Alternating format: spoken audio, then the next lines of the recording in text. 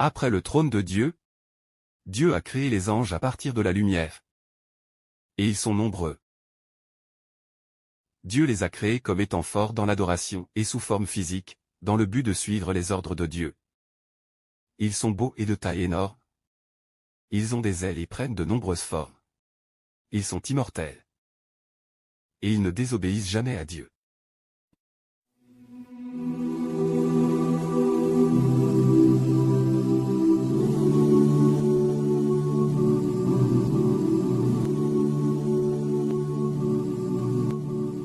Dans le 7e ciel, il y a Sidratul Muntaha, près de la demeure paradisiaque.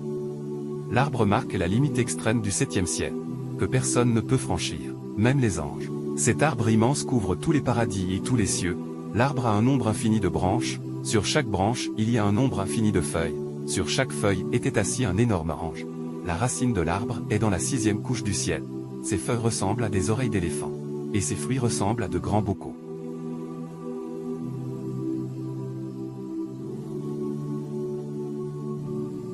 Et il y a dans le 7e ciel, se trouve un lieu sacré pour les anges appelé Bétul Mamor, où 70 000 anges adorent quotidiennement et où ils ne peuvent plus y retourner à cause du grand nombre d'anges, et un nouveau lot y arrive chaque jour. Et dans tous les cieux, il y a une maison remplie d'anges qui viennent y adorer.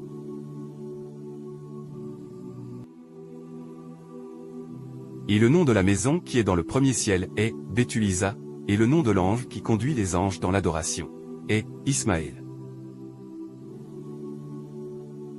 Muhammad, sallallahu alayhi wa sallam, a dit: dans tous les cieux, il n'y a pas d'espace d'un pied ou même d'une articulation de doigt ou d'une main qui ne contienne un ange prosterné ou un ange courbé, quand viendra le jour de la résurrection. Mais ils diront: nous ne vous aurions pas adoré comme vous méritez d'être adorés si nous ne l'avions pas fait sans vous attribuer des associés. Quand ils adorent, ils rendent la rangée complète, restent proches les uns des autres et comblent les lacunes de la rangée. Et c'est ainsi que Mahomet, sallallahu alayhi wa sallam, nous a ordonné d'adorer. Parlons maintenant de Gabriel. C'est un archange, il a un grand honneur et un statut élevé après Dieu. Tous les anges obéissent à Gabriel. Dieu a une grande confiance en lui, c'est pourquoi il était l'ambassadeur entre Dieu et ses prophètes. Ils avaient l'habitude de leur apporter des révélations. Il a 600 ailes, et la distance entre chaque aile est comme la distance entre l'Orient et l'Occident. Chaque aile remplissait l'horizon, des perles et des pierres précieuses de toutes les couleurs tombent de ses ailes.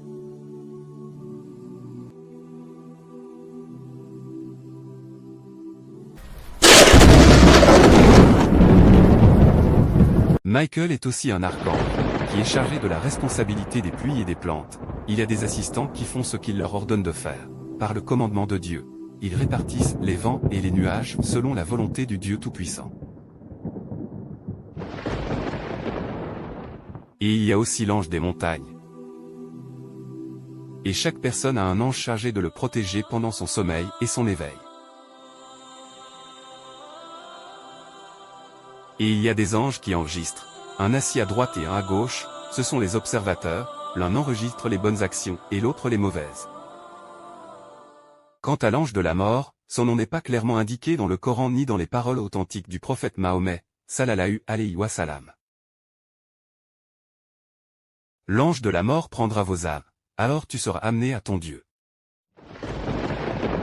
Il a aussi des aides qui extraient l'âme de l'humain du corps, jusqu'à ce qu'il atteigne la gorge, sur quoi l'ange de la mort le prend dans sa main et quand il le prend, il ne le laisse pas dans sa main plus d'un clin d'œil avant qu'il ne soit pris par ses assistants et jeté dans des linceuls qui lui conviennent.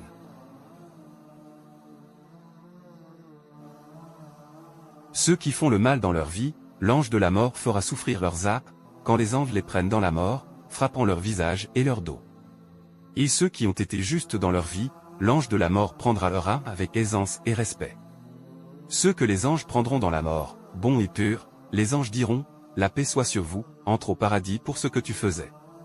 Ensuite, ils montent avec l'âme.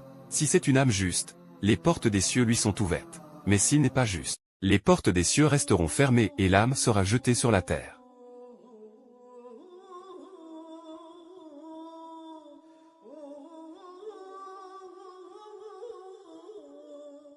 Et il y a les anges de la tombe, Munkar et Nakir. Ils sont responsables du procès de la tombe, et ont été chargés de la responsabilité d'interroger l'habitant de la tombe, à propos de son Dieu, sa religion, et son prophète.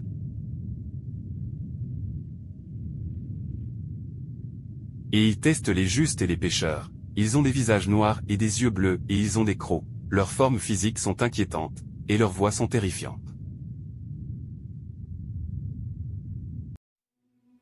Le gardien du paradis est un ange dont le nom est Ridouan. Et le gardien de l'enfer, c'est Malik. Parlons maintenant de Raphaël, il est aussi un archange, Dieu est au-dessus du trône, et comme nous vous l'avons déjà dit à propos du porteur du trône de Dieu, que la distance entre son lobe d'oreille et son épaule est longue de 700 ans. Et Raphaël est l'un des porteurs du trône, et il sonnera de la trompette par ordre du Dieu 3 fois.